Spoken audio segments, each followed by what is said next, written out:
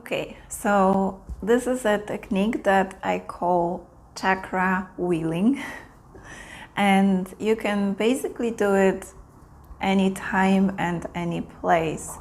It's just about having a moment to yourself, either walking or even lying down, and then just kind of imagining certain things. And I'm going to explain how to imagine how to do the chakra wheeling.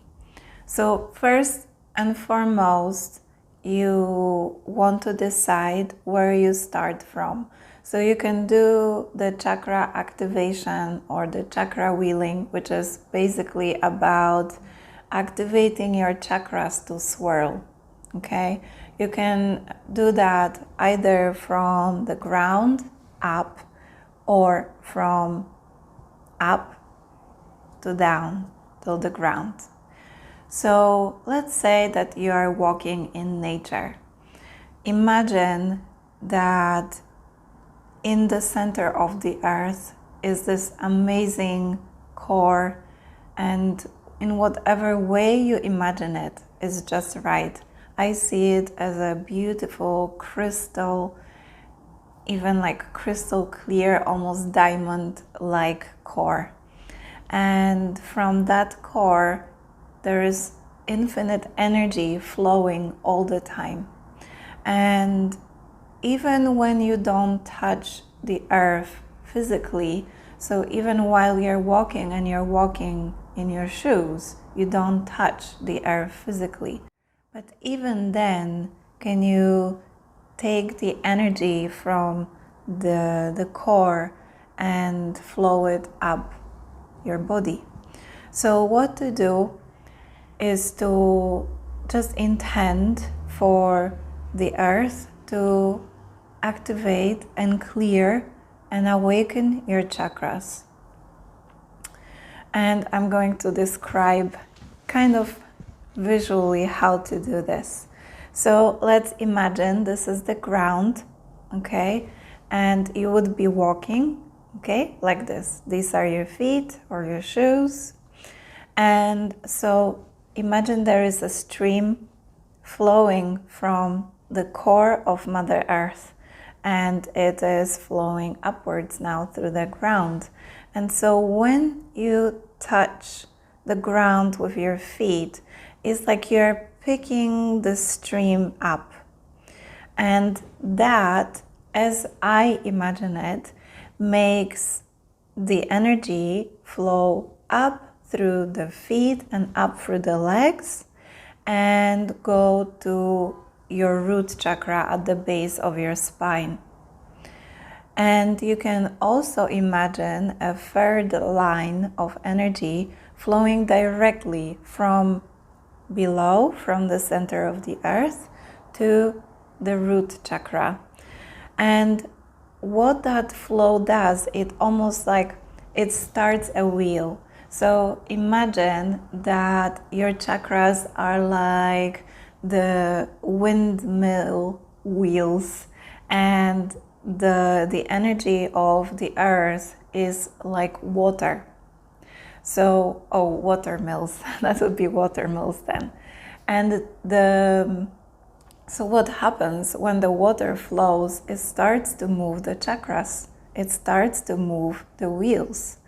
And you can imagine the chakras either kind of flat like this or like this. So you can imagine the flow just moving upwards like that, or you can imagine the flow activating the wheels and making a spin like this. Okay, so this is up to you. And so what to do is to feel that energy coming up. So you first feel it flowing through your feet and legs and also directly into your root.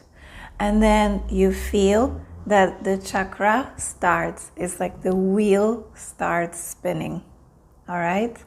And while it is spinning, it is also becoming more activated. And when you feel that chakra activated enough and spinning enough, the water kind of overflows, the energy, the water. That's how I call the energy of the earth in this case. It kind of overflows from the root and then starts to go up and go to your sacral chakra in your belly. And then you feel that chakra starting to spin more and filling up more. And once it spins fast enough, either this way or this way, whatever direction you choose and whatever axis you choose, remember, it's up to you. And then when you feel that chakra spinning enough, you feel the energy flowing upwards again, upwards. So that's to your solar plexus chakra, and then your heart, and then your throat, and then your third eye, and then your crown. And from your crown, so you keep feeling this water, this energy from the core of the earth flowing up all the time, all the time. It is infinite source. So it keeps flowing. Now it is flowing through all the chakras because all of them are spinning nicely, and it is going up and out and flowing all around you like this, okay?